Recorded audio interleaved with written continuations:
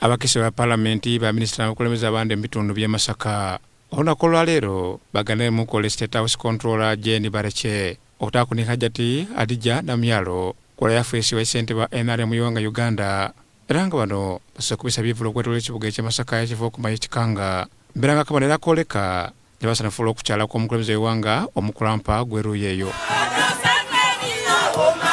bano bagenda kuna mukulembeze wabaisuka kuba nti bongera okubakunga okwira walala nokuba nti baisana kwe basomooza bitundu bino bya Masaka benda okubeera Pulezidenti Museveni ng'akyali mukwampa gweruyeeyo biranga bya kutambulira kumulamu okubula nti batola mu bantu ba bulido obwavu omyokwa ssente bw'enteekateeka y'okulambula kwa Pulezidenti Museveni ng'ate ne minisita avunaanyizibwa ku nsonga d'abasigampirya Evelyn Anite asinzire magalana gabano yakubanga Pulezidenti bwakoya abantu abanaga MP Dampa Musolo n'okusingirayo ddawuliza okuba nti liyamba abantu ba bulido abawansi era nga mwena ayinda yeetuukireyo okuba nga taabona ebyo ebibasomooza. We're looking at the issues of infrastructure development in Masaka.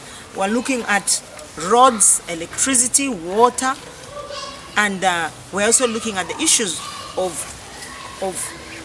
wealth creation in the sector of job creation. Anita yasaba Masaka kuba nti banoonya etakereweza yiika bitaano birambirira nga teri mu kibali Pulezidenti abenga tabatalako ekifo ekyamakolero kibenga tekyamba baisuka okuba nga te bafuna emirimu. We want to know where is this place that we're going to put industrial park in Masaka, because we do not have any.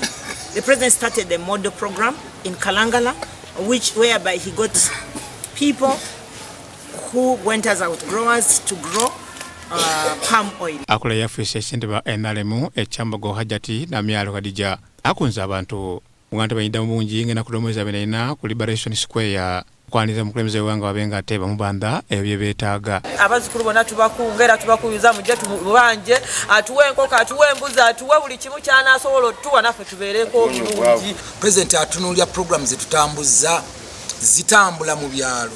Program nga Operation Wealth Creation, program nga emyoga, program nga PDM. Avunaanyizibwa ku nteekateeka y'okukyala kwa Pulezidenti mu kuleeta Masaka ngono ne minisita wa microfinance Haji Haruna Kasolo Kyeyune asaba Masaka kuba nti bayidda mu bungi mukwampa gweruyeeyo kuba nti beteekateeka okubeera mukulembeze w'eggwanga amazima ge balina. Tusaba abantu okubeera abeerufu baveeyo Pulezidenti bamubuulire ekyamazima nti wano ffe wantunyigiriziddwa wantutambudde bulungi. Kyetulowooza essaawa zino be bakulembeze bonna okuteeka enjawukana z'ebyobufuzi ku bbali ne bafokasinga ku nkulaakulana egenda okubanga ereetebwa. Mariam Nagadia nawusakira bino ku lwa Baba TV Amakonde.